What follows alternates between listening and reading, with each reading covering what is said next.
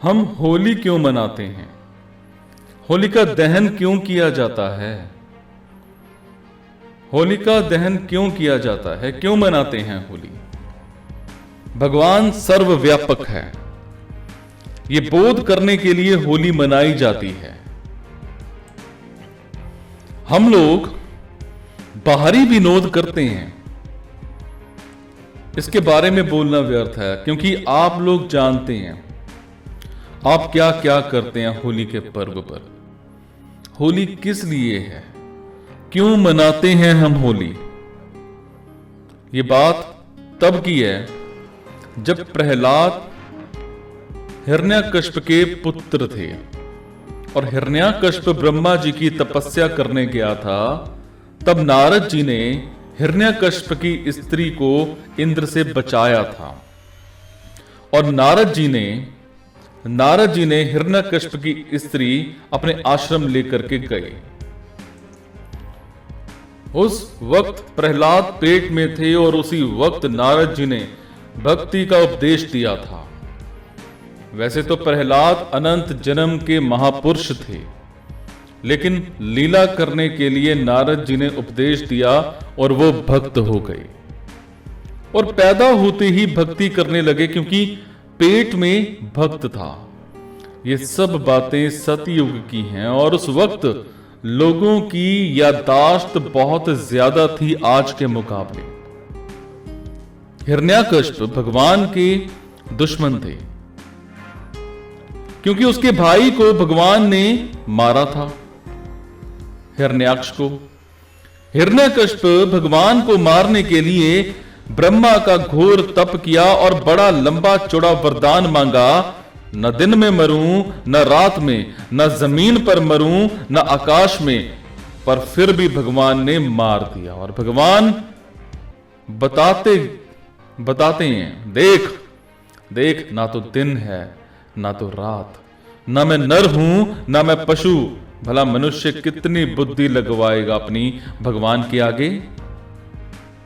सो हिरण्यकश्यप वध होने से पहले हिरण्यकश्यप ने कहा प्रहलाद से कि तू क्या बोलता रहता है कि भगवान सर्वव्यापक है, हमारे राक्षस के महल में है। तो प्रहलाद बोलते हैं हां है, एक एक कण में है।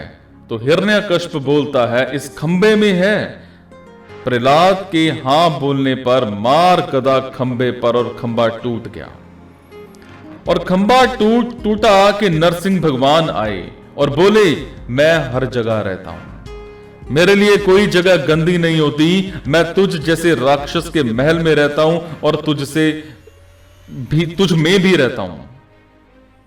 मैं अपवित्र को पवित्र करता हूं, अपवित्र मुझको अपवित्र नहीं कर सकता। इस बात को इस तरह से समझिए, गंगा जी में कोई नदी जाएगी तो वो गंगा जी बन जाएंगी, गंगा नहीं अशुद्ध हो जाएगी। तो जब हिरण्यकश्यप ने प्रत्यक्ष देख लिया तो मान लिया, लेकिन अब मानने से क्या फायदा, भगवान तो मारने आए थे।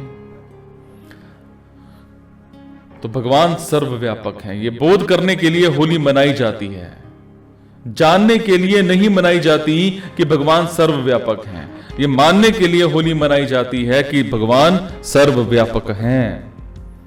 जानते तो अनंत जन्मों से आए हैं, सुना है घाट घाट व्यापक राम पड़ा भी है, लेकिन अनुभव नहीं किया, माना कभी नहीं। तो भगवान ने अवतार लेकर सर्वव्यापकता का प्रमाण दिया और उसी के उपलक्ष्य में यह होली का त्योहार मनाया जाता है और उसी प्रकरण में यह होलिका दहन हुआ। भगवान की जितनी शक्तियां हैं, ये भगवान के कारण आग, वायु और अन्य देवता मनुष्य में हैं। ये बात गीता भी कहती है, जितनी बड़ी बड़ी शक्तियां हैं देवताओं आदि की, इसमें भगवान की ही वो शक्ति है जिससे वो शक्तिमान हो गए हैं। जितने भी ये अग्नि, वरुण, कुबेर, वायु आदि देवता हैं, ये सब भगवान की शक्ति पाकर बलवान हुए हैं। यहां तक एक बार देवताओं को अपनी शक्तियों पर अभिमान हो गया।